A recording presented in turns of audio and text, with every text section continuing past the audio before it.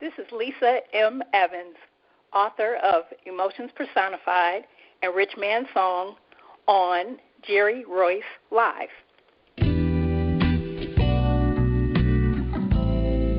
Hello, and thank you for stopping by. I'm your host, Jerry-Royce, and welcome to Positive Power 21 Network, where you get your positive on. This is a worldwide podcast for growth, wealth, and success. Thank you. Positive Power 21.org, Internet Radio.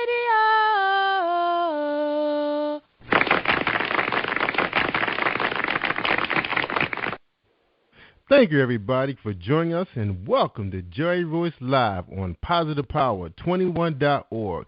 I am the voice of Jerry-Royce, and when it's all positive, it's all power. That's Positive Power 21. And today's sponsors are the Resume Guy at www.career-image.com. If you have a raggedy resume and it's not getting you that interview, give the Resume Guy a call. All his contact information is on www.career-image.com. All right. And we got REI Heritage Tours. They're giving 30, what they call it, a scenic driving tour for more than 30 sites. Can't beat that. Right there in Cambridge, Maryland, one of the oldest townships on the Eastern Shore. You know, you got big guys like Rat Brown, and figures like Frederick Douglass who visited the Cambridge, Red Fox, and the Temptations. Popular township, Cambridge, Maryland. So get down there and check out the Harriet Tubman Underground Railroad Tour. And they're also hosting a conference called Harriet Tubman's Underground Railroad Conference, June 13th and 14th. So it starts tomorrow. So you need to book your hotels right now because everybody heading down to the beach right now. So they pretty much lock them down. So they're going to be celebrating 150 years after her death. They're going to have a keynote speaker from Emmanuel College of Boston, Massachusetts. And also we have Success Revolution Conference, and that's at www.successrevolutionconference.com. You can register online tonight. The conference starts tomorrow. I believe it's like 12 to 7. There's going to be a huge number of vendors, mostly female business owners, so you get a chance to get out there and check them out because a lot of these businesses, you just can't just find them on your own. So you have to get out there and meet them face to face. And it's going to be fantastic. They're going to have presentations by some keynote speakers. They have a few of those speakers, popular people. So go out to the site. I think they added another lecturer to the conference, so check it out. And again, that's successrevolutionconference.com. All right. I want to welcome our guest tonight, Lisa M. Evans. She said, I am the mother of 2 lovely daughters. I have over 10 years in the human services field. I recently graduated with a master's degree in psychology from Cleveland State University.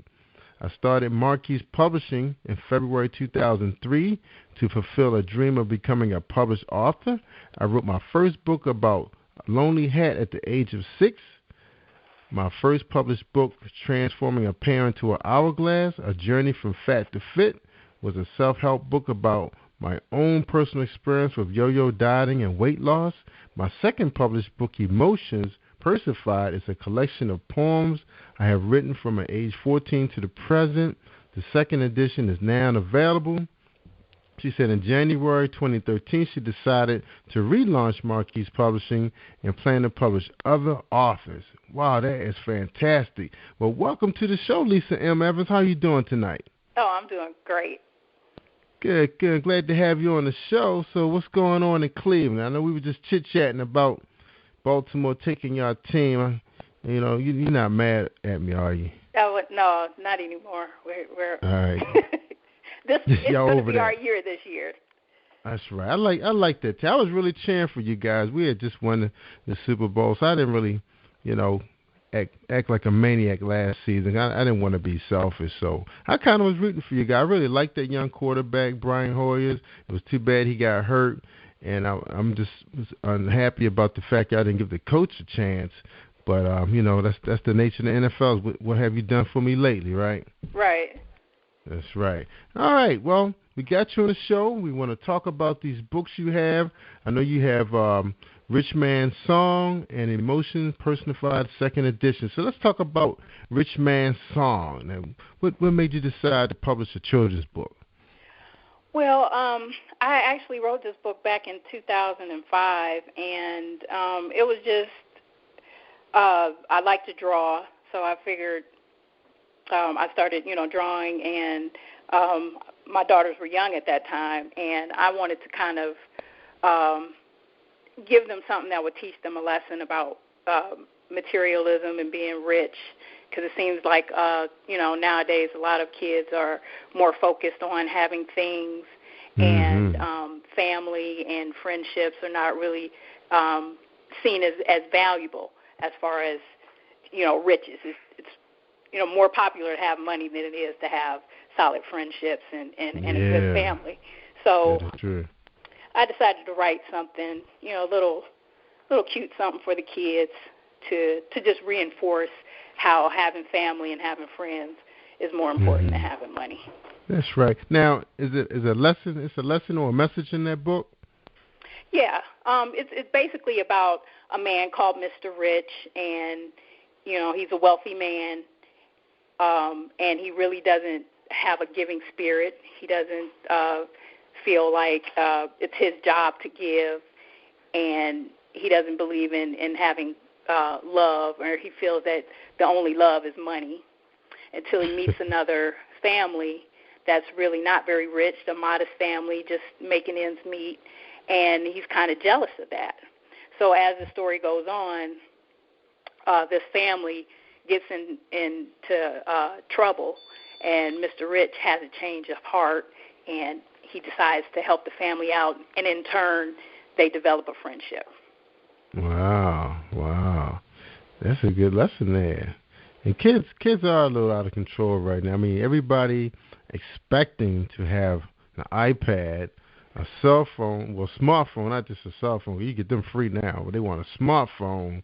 Right. And probably want a personal computer at the same time with all the, the bells and the whistles. Now, this book, what age group, is expected to, receive this book? I'll say young up until 9. 9 is a good age. 9 and under. It's it's an easy read. Book rhymes. It's in rhyme. It's an easy read. It's challenging for younger kids, but the message, I think, will appeal to children 9 and under. That's right, and you can kind of upgrade it and give it to the 16-year-olds who needs it. They be driving you. And just think about it. I mean, you're right. I mean, at that age group, you have kids, 6, 7 years old walking around with smartphones. Those things are not cheap. Right. And I know parents are, this world, things are happening. I mean, it's going crazy. So you want to be able to communicate with your child. But most of the time when something is going out of control, they shut down the cell phones, so right. The criminals can't communicate.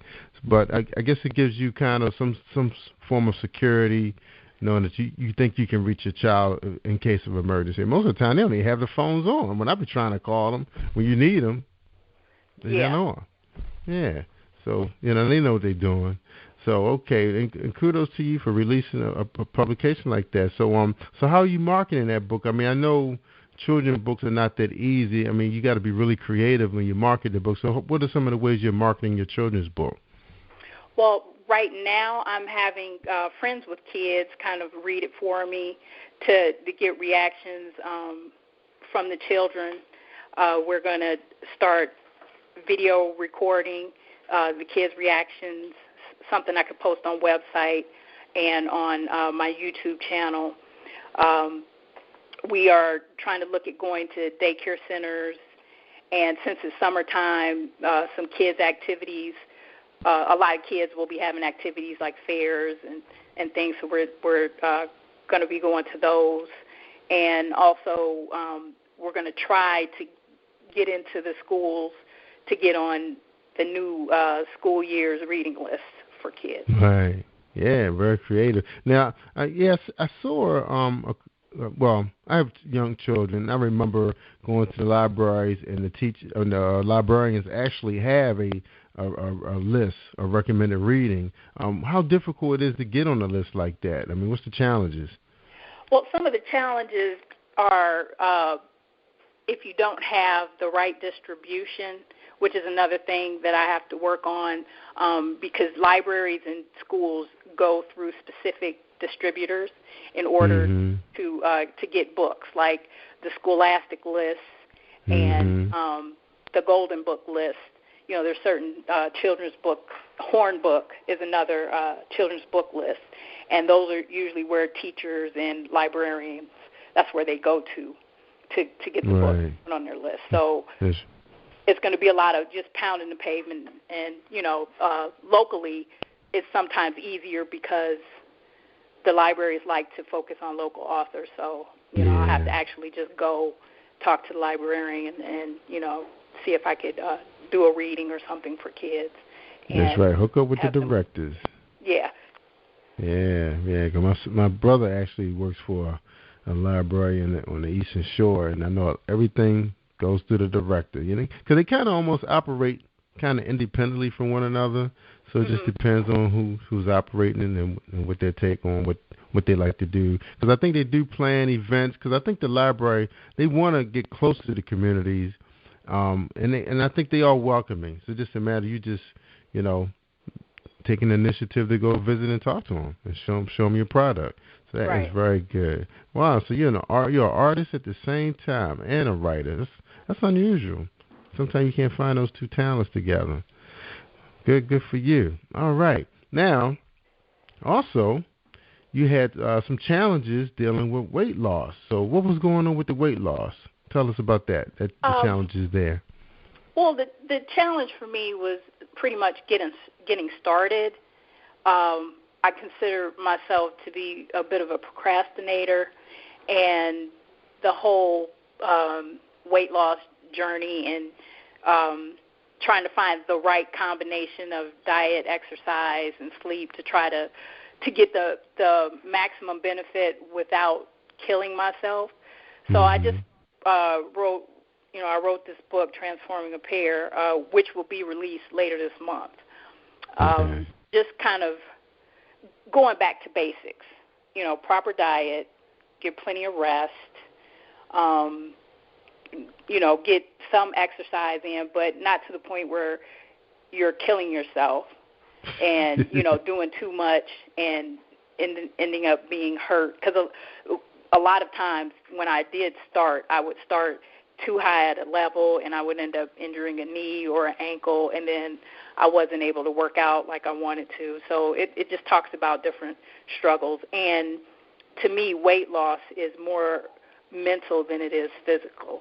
So if you have some mental challenges, like under a lot of stress, you know, if you're the type of person that self-sabotages, if you're an emotional eater, those things have to be addressed first before you can really get into a lifestyle change.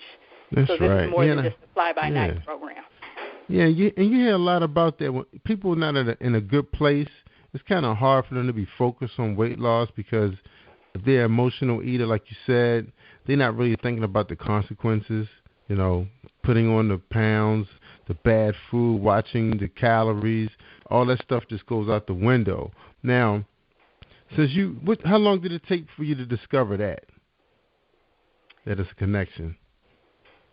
Well, being a student of psychology, I knew it, but it took me a while to actually apply it to myself and to really, you know, stop and think, okay, you know, I've you know, been doing the yo-yo dieting thing. I've been killing myself in the gym.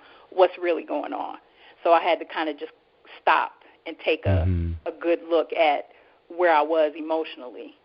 And then once I kind of figured that out, it made everything a lot easier. Now, when a person is looking at dieting, I know doctors they're not that helpful these days, but unless they write you a prescription. But do you really need to know your body type to really know what plan to match up with? Is that important? Yeah. It's important to know, you know, your energy levels, it's important to know if you have any pre-existing conditions. And it's really important to just be realistic about how your body is built, and that you're not going to particularly look a certain way no matter what you do. And it's coming, it's coming to terms with who you are, it's very important before you can even move forward. Right, and that's obvious the way a lot of the celebrities are going after surgery first, and then just like starting over again. Just remove it and start over. Now, in your book, it calls itself Transforming a Pear. So pear is not a good shape. Oh, I love pears. Well, there's a body type chart, and on the body type chart, I guess my shape was more of a pear shape. You have like the triangle shape, the apple shape, the hourglass shape, and the pear shape, and each one of those comes with a different setup of where the weight comes off first, where you carry most of your weight. So in a pear shape, you're kind of slimmer on the top and heavier in the abdomen and down. So that was kind of where I got that. The bottom heavy. Yeah. All right. And the hourglass, I guess that's like the Beyonce type bodies, Rihanna's. Yeah, the desirable, quote unquote, desirable shape. Yeah. Those sharp curves. Okay. Because now I'm hearing these voluptuous women call themselves the curvy women. What kind of curvy are they talking about when they say they're the curvy women? Well, that varies. I mean, a lot of women now, which I think is really positive, a lot of women now are embracing their body types. And, skinny doesn't necessarily mean healthy. So, self-love and body love is very important, because then wherever you want to go, as far as if you do want to lose weight, you have a good, strong mental, emotional foundation. It makes it that much easier. But if you love who you are, that radiates in everything else. So you have, positive attitude, you have self-confidence. So I think when women embrace their curves, we're not, I don't believe in perfection. I believe in progress. So if you embrace your curves and love who you are, it shows. And it's more than just weight. It's an overall, sense of self, which is very positive. Confidence. Yeah, a good confidence. Now, I've seen some girls, well, I'm not going to say girls, but females, that they were just really toned. They were, they were considered, thick girls, but they were toned. They had the really nice, shapely legs, top heavy, not the real small, tiny waist, but they were carrying their weight really well. And I call those toned bodies. I think that's a difference too. Is it because they turn the fat and the muscle? Is that why they look like that? That's like a more athletic, someone that maybe works out, lifts weights, does weight training along with cardio work, or just somebody that, some people just have a natural muscular tone to themselves. Yeah, because I remember hearing, really envy those, but I remember reading that it's certain steps you need to take when you working. A lot of people try to do their own little workout on their own, but I was reading once that if you're trying to lose weight, cycling is not really the best way to go, because it takes the fat and turns into muscle. So they recommend doing, more high level cardio work, like running, treadmill type work. Those new machines out, I forgot what those things called.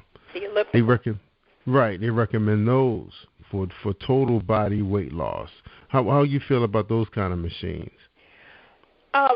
Well, what I really talk about in the book is, first find what you like to do. Because if it's not something that you could see yourself doing on a regular basis, it's not going to benefit you as much. You may see something in the beginning, if you're using something like an elliptical or weight training, anything that gets your body moving is good for you. Anything that gets your heart rate up is good for you, I feel.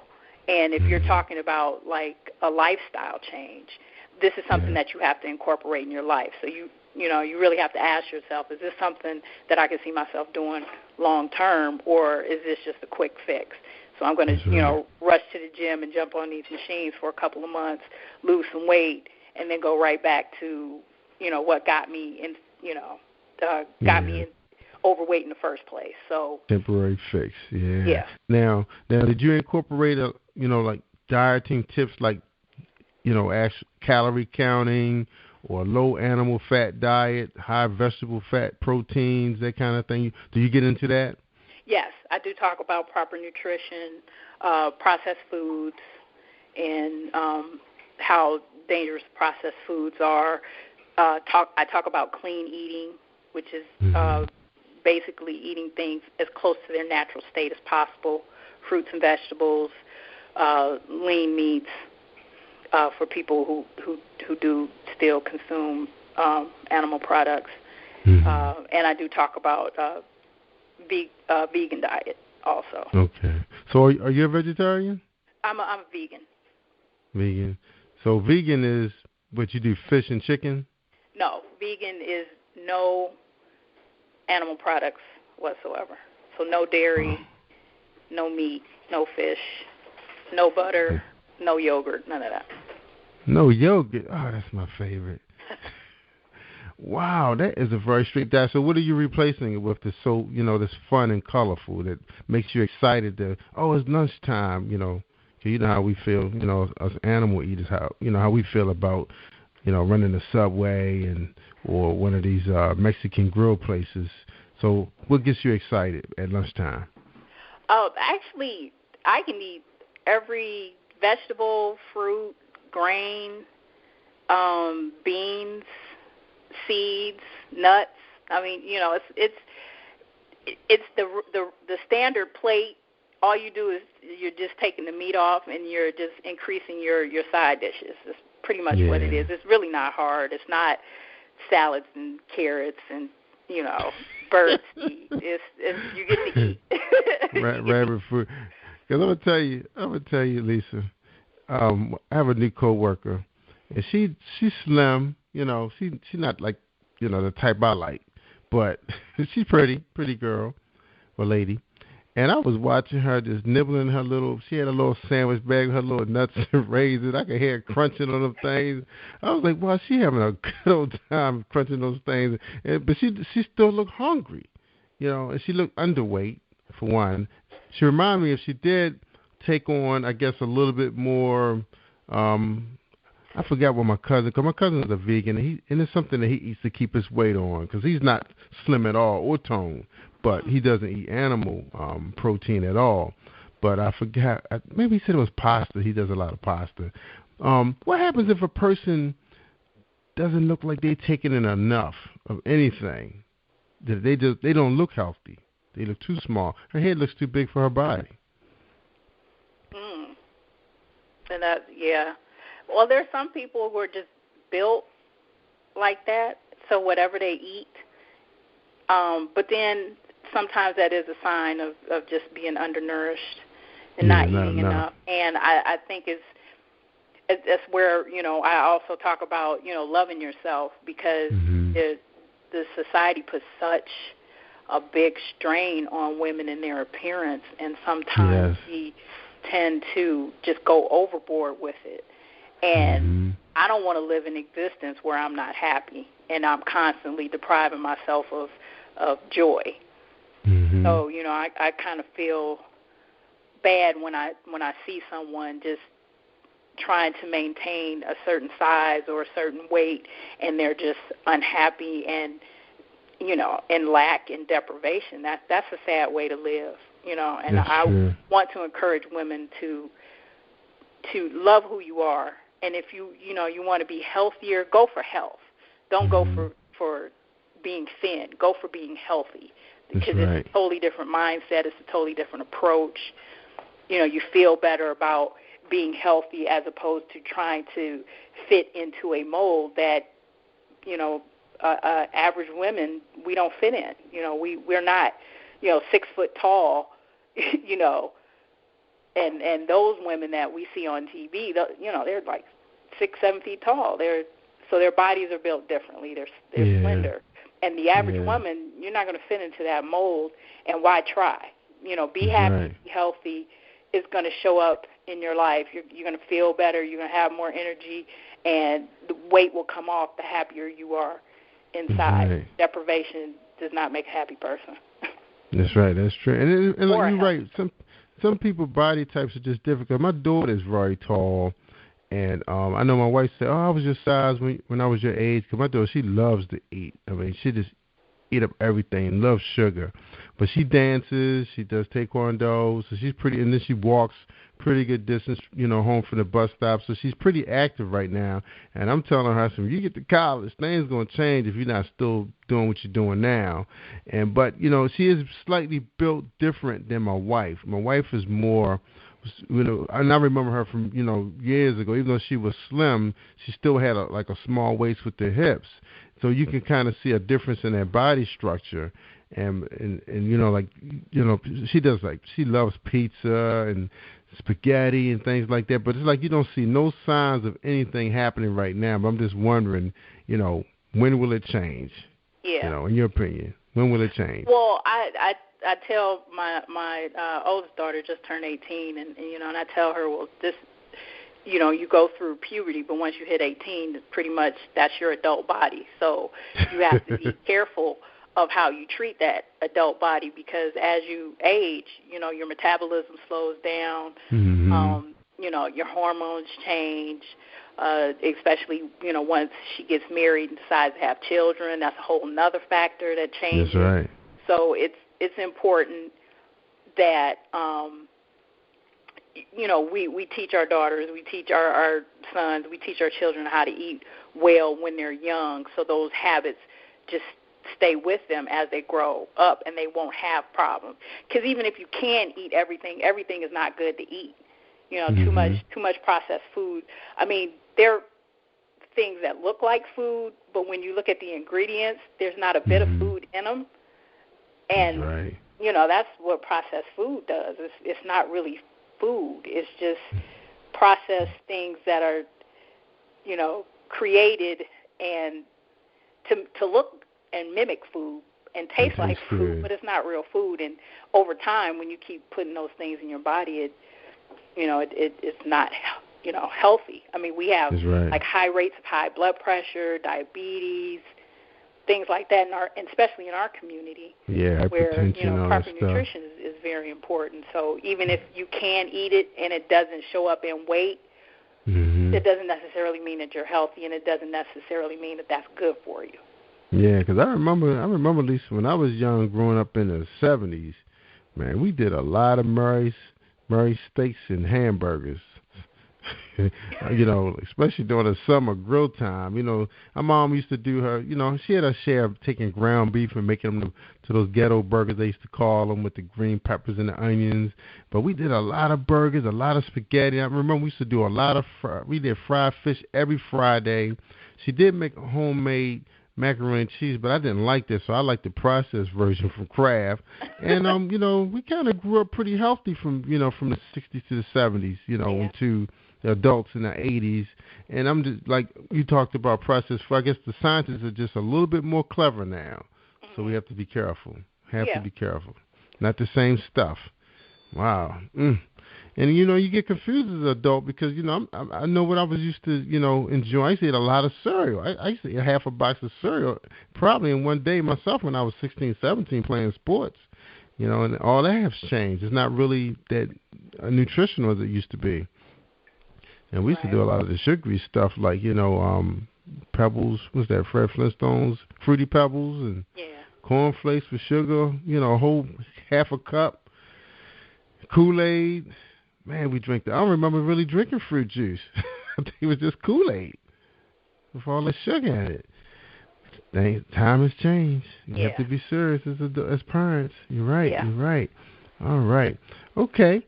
All right. Let's talk about your publishing company, Marquise Publishing Company. Now, you talked about on your website that you're planning to publish other authors. Have you signed anybody yet? No, not yet. Are you reading manuscript? How about reading manuscript? I have one that I've been reading. We're still in negotiations, so I'm planning on putting that author out early next year. And there are I have a couple of other prospects, but nothing I could really, it's not concrete yet, so it's nothing I can really talk about. So hopefully next year it'll be 3 new authors coming out on Marquise Publishing. Good. Now you're going to take your time. You're not just going to just take the first person that the wind blow by. I mean, if you do, would you nurture that person, put the right team together? If they tell us a good story, I mean, what are you looking for in an author? Let me ask you that. What are you looking for? I'm looking for someone who can tell a good story. I'm looking for somebody who's not run of the mill, that is not afraid to think out of the box, not afraid to write about unpopular subjects. Someone that's really passionate about what they do, and someone who may not be accepted by traditional publishers or the traditional route. I'm looking for, because there are a lot of good authors out there who just don't get a chance. That's right. And I want to be that chance for those authors. That's right. Now, are you looking at what genres you think you prefer? I mean, are you looking for somebody that's writing, in the same genre you're writing in, or are you kind of open to other ones like urban, street lit, Christian, romance, erotica, blah blah? I'm open to all. Basically, fiction, nonfiction, children's poetry. They have the teen lit. So yeah, I'm pretty open to, if it's a good story, and it's not cliche. It's a really good story. I like to read good stories, that are well developed and really have some weight to them. Not just what everybody else is writing. That's right. And I'm hearing sci-fi is so big right now. All that, sci-fi thriller. I mean, because I know I love Continuum. That's something I follow on the Sci-Fi channel. I'm a little behind right now, but as soon as I get that free weekend, I'm going all Continuum, the whole day, not leaving the house. So how you feel about science fiction? Other than Star Wars, I really haven't read much, but, like I said, I'm open to a good story. There was a young man that did a Kickstarter for a science fiction novel he was doing about a year ago. That seemed like it was a pretty good story. It had people of color as characters. It was a little bit different than what's out there, and that was a very interesting project. But science fiction, yeah, I mean, I grew up on Star Trek and that's right. Star Wars, and Battlestar Galactica. So so good stories like that I could do. Lost in Space wasn't a great story, but it was all we had. Right. All we had. But so you're looking at that young man? So you're looking at his work right now? Well, he went his own route. Okay. It was just a Kickstarter campaign that I helped to get the word out about, which is it's something else. Even though I try to support other authors, even if they're not publishing with me or if they're self-published, or I like to just support other authors that are out there writing good books, and kind of being able to help uplift each other. So it's not just about writing for my company, but I like to support people who are just in the business, especially people of color, because it's it's still one of those businesses that is dominated by one area of the publishing community. So yeah, that's true. But I've been pretty active with the urban and street lit authors, and they really jumping off. I mean, some of those young ladies are really making a lot of noise out there, and a lot of them are doing very, very well with it. And I'm glad, it's a couple of publishers out there that they had done very well themselves, and they really pushing those young ladies and giving them an opportunity, to build a fan base and, make some money. So I was really happy for those guys, for opening those opportunities up for those young ladies. And some of them are actually looking at starting their own companies because of that fan base.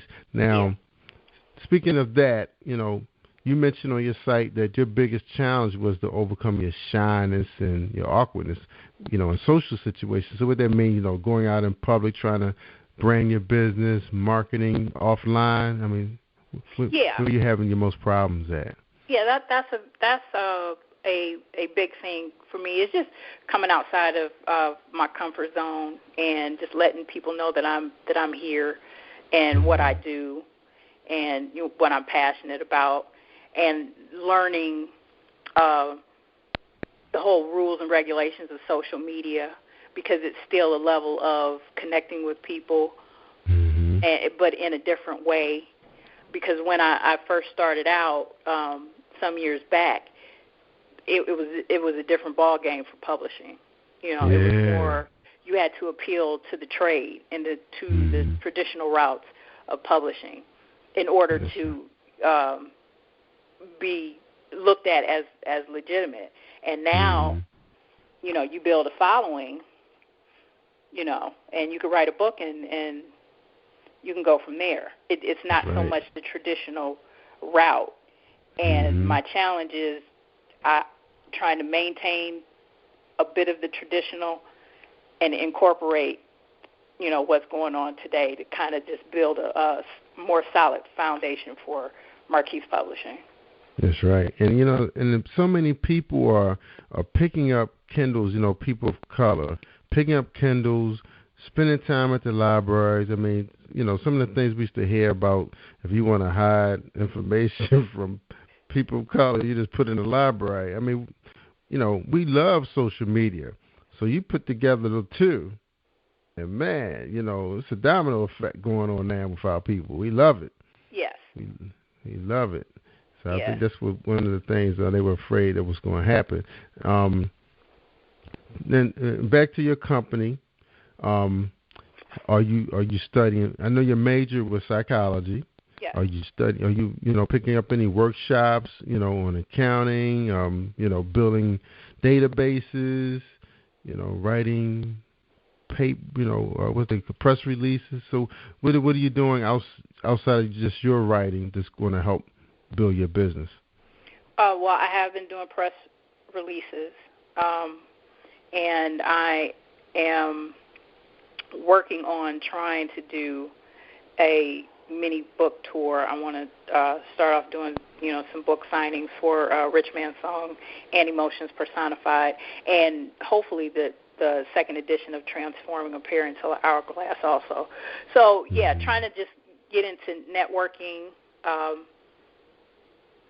online networking. There's a couple of professional groups that I've joined on Facebook, and also trying to attend networking events and just getting to know other business owners here in locally in Cleveland. So that's right. And I think about that a lot myself. I turn down a couple events. Like it's a huge networking event that's going on, but I always see myself. You don't really have enough time when you go to those places. Everybody want to talk about their business, so you have to learn how to be a listener when you go to those places, and then you end up connecting with maybe one or two people the whole night. It's like, how much did you get done? You could have done that on Twitter or Facebook. So I'm wondering, how interested are people going to be with, offline networking, especially when they're married. Like because you're married, right? Oh, you're not married. Okay. Like for me, it's like, do I want to sit there and talk to a guy, when I go to those places about his business? I take his card and keep going, but then, get confronted by, attractive female, she's talking about a business, then you're going to be tend to kind of get locked down and heading down the wrong road. So it's like, I don't go to those places, but it's not good for business locally. People do need to know about you, you know. Well, there's this new thing I've read about trying to make business networking on the same lines of speed dating, where, people meet and each person gets the opportunity to give their elevator speech and kind of, I'm going to tell you a little bit about my business for a couple of minutes, and then you get to tell me about your business for a couple of minutes, and then that way people at least walk away with having had a conversation about what they do, but also learning about someone else's business, which I think is a really good idea. I don't think it's gotten to the Cleveland area yet. It was something I read in a blog, but I thought that was like a really good idea, because that is a challenge when you go to networking events. You're really there to kind of meet other business people and also let people know about what you do, and then it kind of gets convoluted. So I definitely understand that. But, having a website, I have a website, I have a Facebook page, I have a Twitter account, and I also write a blog. So, more people that I get to follow me on those areas get to learn more about exactly what I'm doing and what Marquise Publishing is doing. So that's right. And let's talk about your Marquise Publishing when it comes to your branding on Twitter. And I thought that was really interesting. Your logo, I wasn't sure if that was your logo or that was just your character. Tell us about that. Oh, well, when I came out with Rich Man's Song, my children's book, I changed my my profile picture to a caricature that I drew, because that's kind of in the same style that the characters of the book were written. So were drawn, So that's that's what that was. Because I didn't blow it up, so I wasn't sure if that was you. That was going to be like your branding of your company, Marquise Publishing, or what? Or you was pushing the book. I wasn't sure. That was just for the children's book. So. All right, so you're doing pretty well. You're in different areas of publishing with the self-help books, the children book. Now, let's talk a little bit about Emotions Personified, your collection of poems. You've been collecting them for a number of years now. Anything new? Most of these it's a compilation of poetry that I've written over the years, and it was just something that I was holding on to, sitting in a folder, and I decided to go ahead and release them. Just at different stages of my life. I would say from maybe age 14 to probably 30-something. All right. Well, we're ready when you are. Let's do a couple pieces. Still got time. Okay. This one is called A Season for Love. My heart is uneasy, for the love I have found will only last a season. I'll enjoy this season, basking in its glow of love and tenderness, cherishing every moment. For a season such as this only comes once in a lifetime. Though the season is short, it is better to have enjoyed it than to let it pass and be left only to wonder if it will ever come again. Beautiful. So where were you when you wrote that in your life? Oh, that's the one thing about this that I wish I I would have to say I was probably early 20s when I wrote that a few years ago. All right. Now your reviewers say you have one review, 5 stars, and she said, this book has described my life and how I feel in so many ways. It's like she is right in my head. Also, the poems have touched my heart and have gotten me out of my tough situation. I'm glad I read it. Thanks, Lisa Evans. You're amazing. Wow. So it did touch somebody. Yeah. Well, yeah. I'm hoping to touch a few more. But yeah, that was really good to see that. I mean, that's kind of what I wanted. The reaction I wanted when I wrote it. It's a very vulnerable piece of work because it's actually me putting my feelings on the page, and so it was really, it was a really back and forth thing in releasing the book because it is so personal, and it's very vulnerable to me. But nothing ventured, nothing gained. So I'm really glad that I did it. Right, good. Okay, we ready for another one? Okay. This one is called Soulmate. I know who you are, the answer to my question, the piece to my puzzle, the beat of my heart. I did not exist before you. I do not want to exist without you. You are my favorite song. You are the essence of my soul. You are the one God created just for me. Beautiful. Now, that sounds like that could be made into a song. You know, the way it flowed. Like, yeah. Of course, you add a couple more bars to it. Right. But, I mean, with the hook line and everything. Where were you with that one? Where were you? This one I wrote when I was 28. Actually, this one was featured in Who's Who in Poetry. In their compilation, they featured that one. Now, back in back when I was 28. 28. Now, do you belong to any poetry clubs? No, just like online. There's a couple of online poetry clubs like poetry.com, and oh gosh, it's escaping me. But it's a poetry group on Twitter that I follow. On Twitter. Yeah. Oh, okay. So not on. I think it's maybe a few on Facebook. But I remember years ago when I was podcasting under another network, under my dad's company. I remember following a couple groups out of New York under Yahoo groups. I mean, it was thousands of these people, and they were publishing poems every day.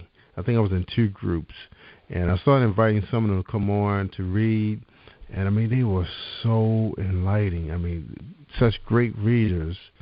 But, I mean, everything just flows so smoothly.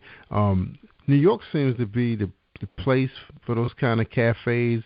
So what's going on in Cleveland? You haven't found anything, like an open mic night or, where these people hang out at? Yeah, there's this place on Coventry that does a open mic night, and I can't think of the name right now, but a friend of mine goes all the time, and she likes the spoken word, and so there is a community here in the Cleveland area where there are some really good spoken word poets. Yeah, it seems like it's a very rewarding night when you go out, because I remember Baltimore was doing it for a little bit. I don't even know where these places are now, but I remember they would have open. Now it seems like karaoke is taking over. Since American Idol, was born, you can't find those places here. But I mean, I guess if I look hard enough, I could find it. But they're just so relaxing. You're dealing with the stress of today's life. Running a business, dealing with families, bosses. You need those kind of places to go to, and you just let it out. Put wear your emotion on your sleeve. Right. Yeah. Yeah. Do you ever see yourself, taking the mic one evening? I'm working my way up to that. I never, I'm not going to say never. I personally don't consider myself a spoken word poet, only because I just don't feel like I have that swagger that they have. I mean, I admire what they do, and I admire their delivery.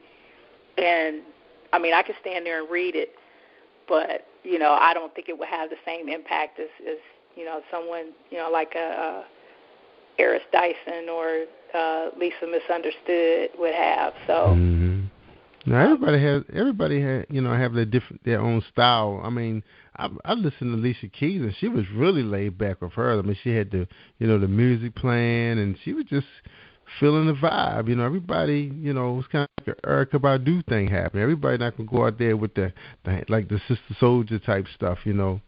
Everybody got their own style. So I say embrace it. Embrace you.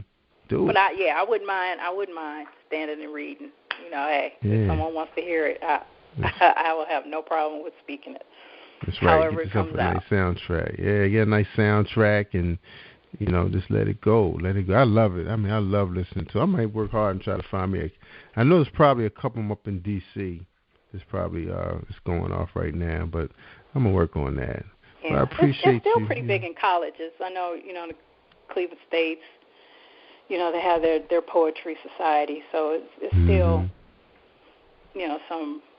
some diehard poetry, usually with, in the college community. So that's right.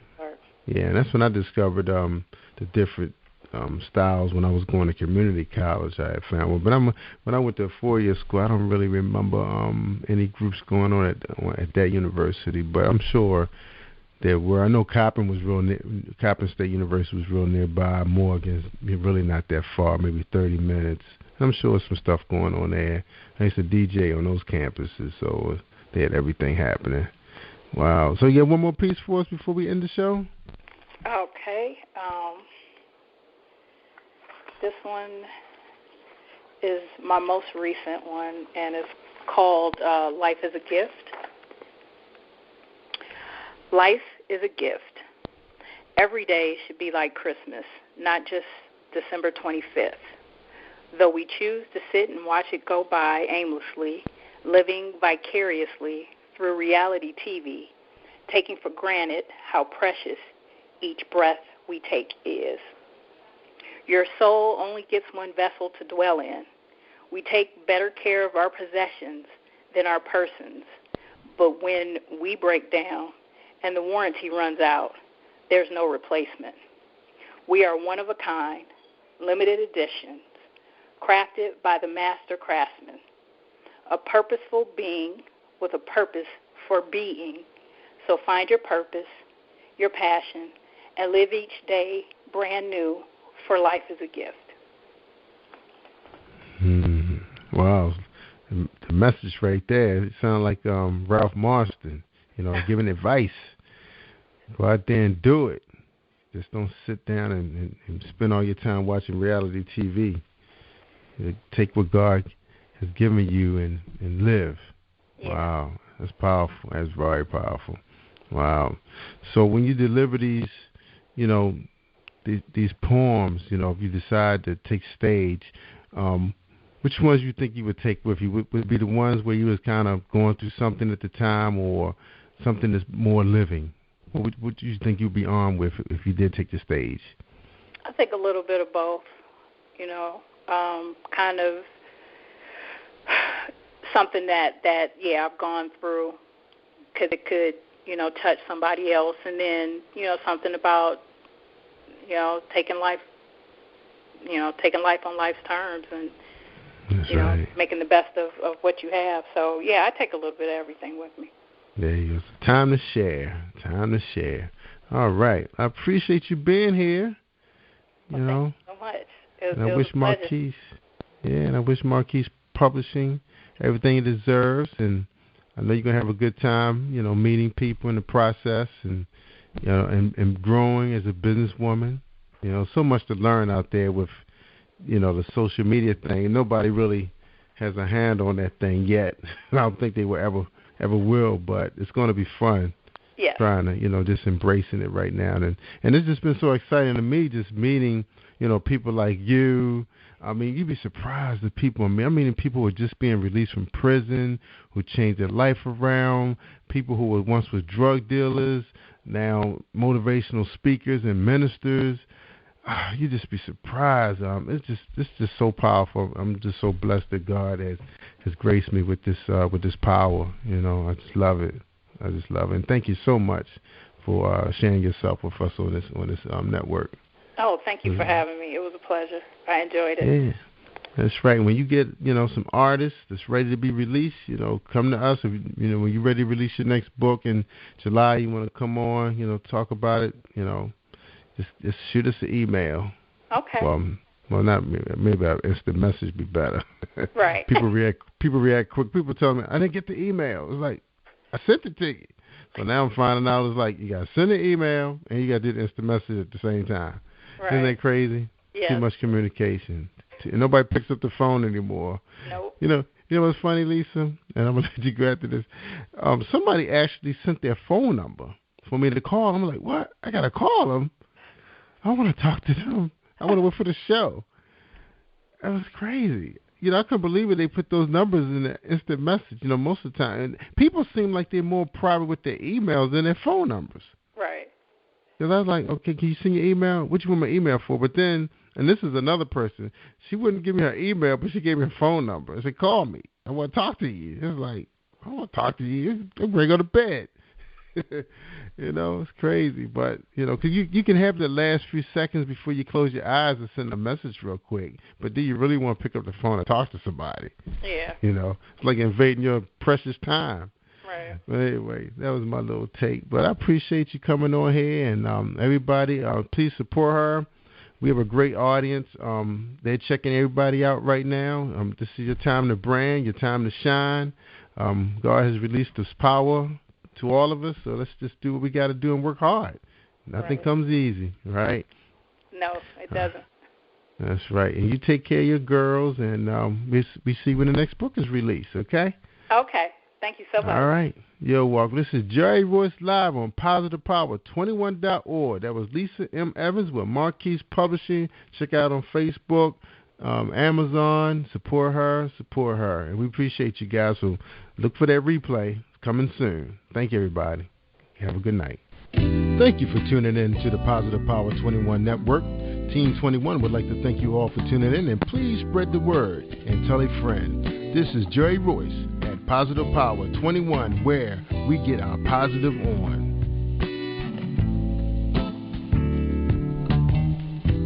Positive Power 21.org, Internet Radio. That's a wrap. Thank you for joining us.